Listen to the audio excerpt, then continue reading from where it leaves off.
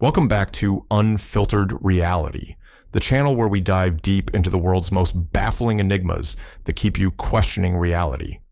If you're new here, hit that subscribe button and turn on notifications so you never miss an episode. Today, we're tackling one of the greatest aviation mysteries of the modern era, the disappearance of Malaysia Airlines Flight 370, or MH370.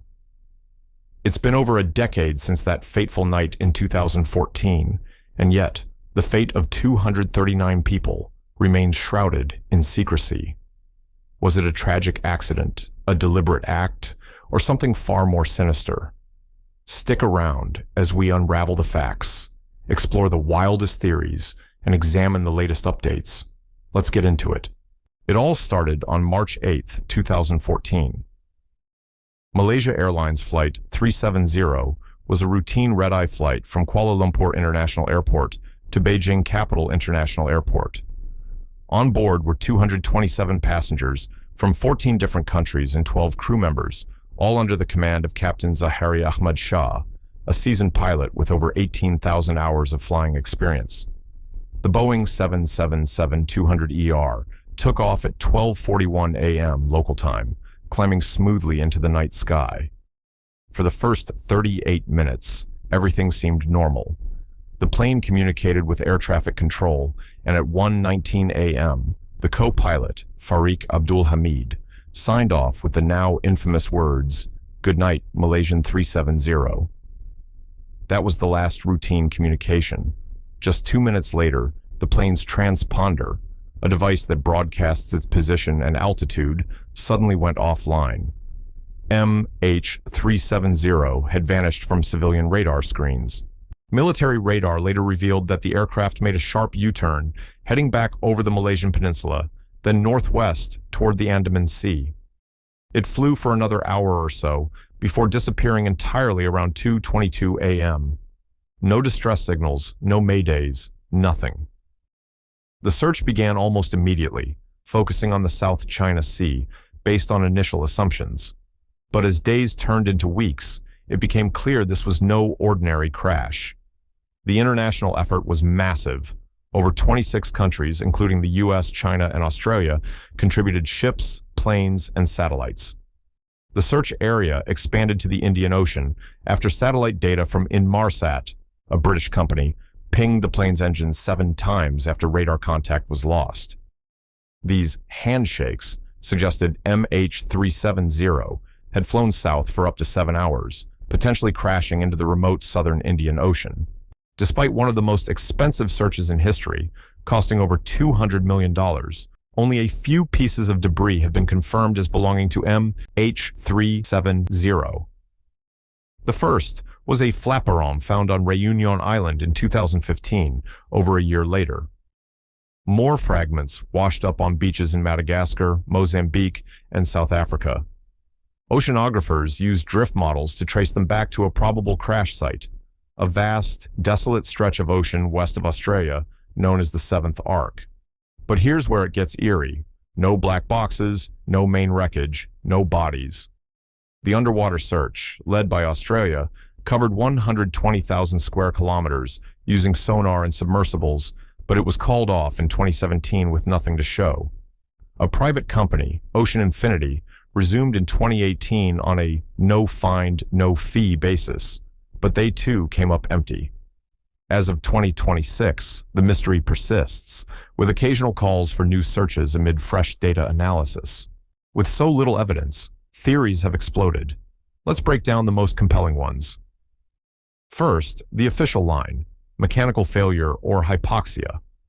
Some experts suggest a fire or depressurization event could have incapacitated the crew and passengers, turning the plane into a ghost flight that flew on autopilot until fuel ran out. But critics point out the deliberate maneuvers, like the U-turn and altitude changes, suggest human intervention. That leads us to the pilot suicide theory. Captain Zahari was reportedly going through personal issues, including a separation from his wife. Investigators found a flight simulator in his home with a deleted route eerily similar to MH370's suspected path into the Indian Ocean. Was it a mass murder-suicide? Malaysia's government has downplayed this, but aviation experts like those from the independent group argue it's plausible, citing cases like Germanwings Flight 9525. Another theory, hijacking. Who could have done it? Suspicions fell on two Iranian passengers traveling with stolen passports, but they were asylum seekers, not terrorists. Some speculate a cyber hijack, where hackers remotely took control via the plane's systems, though Boeing denies this is possible.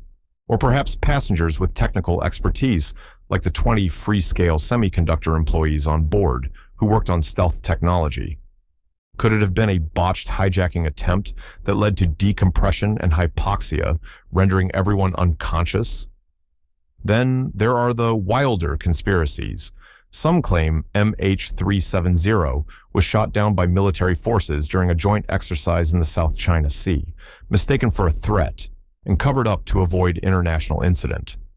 Others tie it to Diego Garcia, a secretive U.S. military base in the Indian Ocean, suggesting the plane was diverted there for its cargo or passengers. And let's not forget the outlandish: black holes, alien abductions, or even time travel. A viral theory in 2014 claimed a passenger's phone was still ringing days later, implying the plane was intact somewhere. In 2024, new developments reignited interest. Ocean Infinity, a private firm, proposed resuming the search using advanced drones, but funding stalled. Satellite imagery analysis by amateur sleuths on platforms like Reddit suggested wreckage in the Cambodian jungle, though debunked as old logging sites. And in 2025, a whistleblower from Malaysian intelligence claimed classified radar data showed the plane landing in the Maldives, only to be dismissed as misinformation. What about the families? For the 239 relatives left behind, the pain is unending. Organizations like Voice 370 continue advocating for answers, holding vigils, and pressuring governments. One mother said, "It's like they're frozen in time. We can't grieve without closure." So, what really happened to MH370? Was it a tragic accident, a deliberate act, or something more sinister? The southern Indian Ocean holds the secrets, but with currents scattering debris and depths reaching 7 kilometers, we may never know. Aviation has changed since. Better tracking, mandatory satellite pings, and mental health checks for pilots.